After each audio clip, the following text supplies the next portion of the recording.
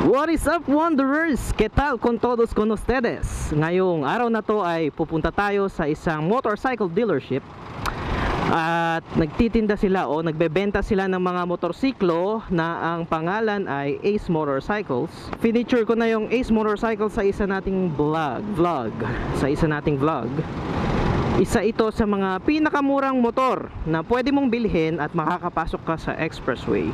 So ngayon titingnan natin yung Ace Motorcycles right here in Angeles City, and let's see what they have in store for us.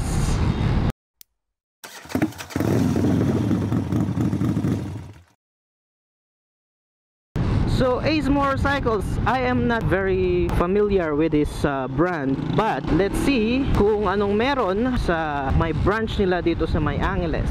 Sila pala ay nagko-customize din ng mga bikes. Di ko alam kung only their in-house models, yung mga modelo lang na ibinebenta nila ang kino-customize nila, o they accept customization for all kinds and all types and all brands of motorcycles. So let's see kung ano ang ino-offer nila doon. And kagabi lang ay nakita rin namin na this dealership here in Angeles by Ace Motorcycle is offering a rental service. So nagpaparenta rin sila ng mga motorsiklo. Based on the reviews, nakakuha ng 5 stars itong rental service nila. Tingnan nga natin kung gaano ba talaga kaganda yung rental service nila.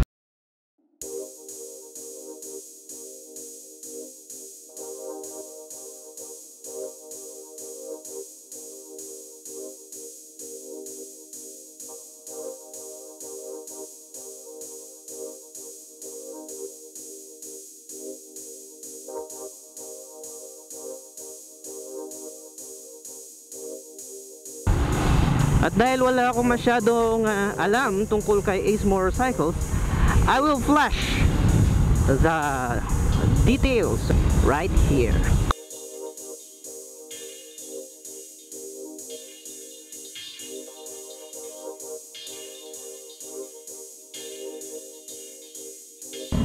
So we are here in Malabañas, Angeles City, Pampanga, at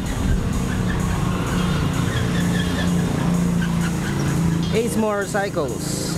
They offer custom bikes, motorcycle sales, rent, repair, spare parts, accessories, at meron din guided tours. Tanong natin kung paano itong mga services nila.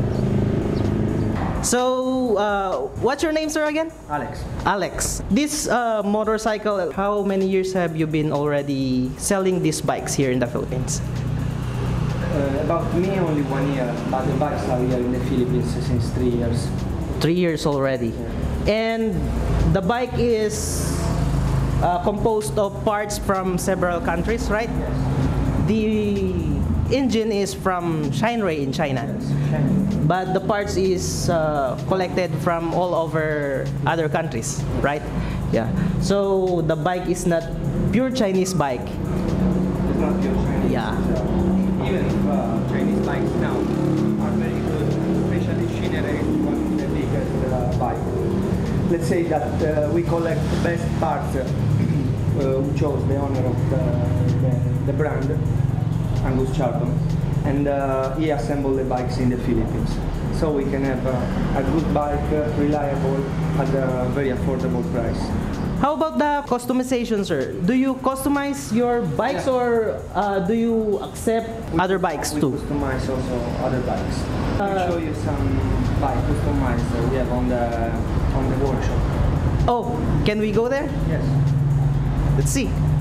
So, guys, papakita sa atin ni Sir kung alin yung mga kino-customize nilang mga bikes dito sa Angeles. Oh. Hello guys.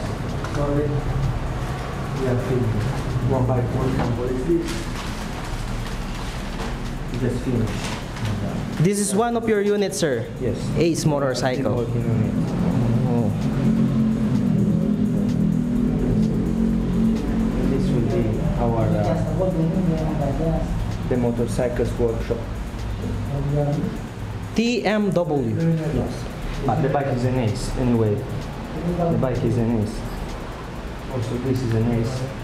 Now we are installing the side panniers, top box. This is the Roadster. The Roadster. Yes. This Some one other- is is the scrambler. the Scrambler. Customization of this bike is, for example, the crash bar. We put the crash bar. We make the seat lower, and now we are installing the side bags. How about the displacement, sir?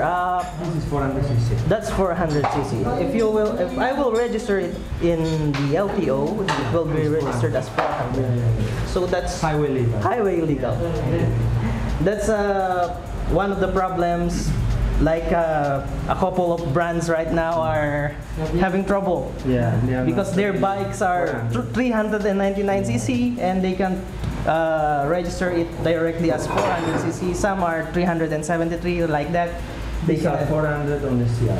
So, no problem on the highway. absolutely. Yeah, absolutely no problem. And this is our workshop. Simple, small, but effective. So thank you very much, sir, Thank you. for having us tour here in your workshop and the showroom you have there in on You're front. welcome. Thank you, sir. Thank you. So Ace Motorcycle is a multinational brand, but the owner of this particular brand is British, so he's English. So meron siyang see that? It's a British flag sa kanilang logo. At they offer customization sa mga bikes, hindi lang sa in-house bikes nila, maging sa mga motorsiklo na hindi nila brand. Yun ang sabi ni Sir Alex. So and about their rental services, meron silang mga motor dito, scooters, and tingnan nyo yung iba. Yan, a Honda XR150L, the Roadster 400, and this is their dual sport motorcycle.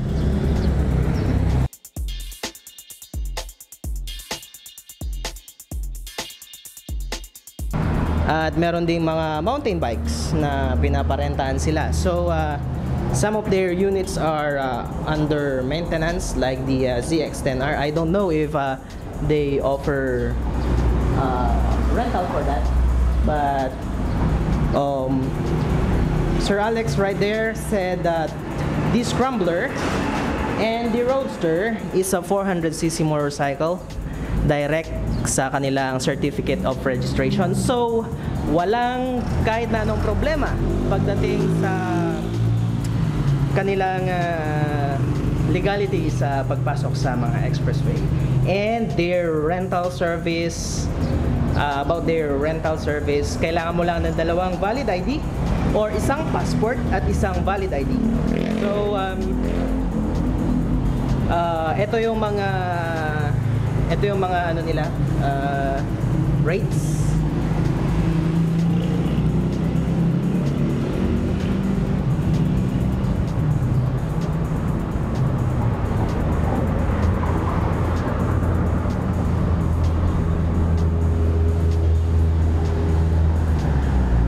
So yan yung rules nila for the rent.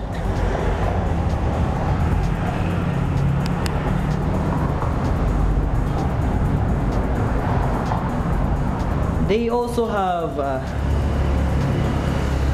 helmets and I believe gears right there. Our gears, gloves, jackets, trousers. Meron ba silang pants dyan? Yeah. So if you are planning to customize your motorcycle and you are around Pampanga area, you can check out their store here in Malabanyas, Angeles City. Just Google it at pwede na kayong mag-navigate papunta dito sa kanilang showroom. So I guess I am ending this vlog right here. It's Ace Motorcycles They have their website, acemotorcycles.ph, and they are located here in Pampanga. Dito sa Pampanga, nandito sila sa may Malabañas, sa may Angeles City. So that's it for now. This has been your Wonder Boy Raymond, signing out, saying hasta la vista.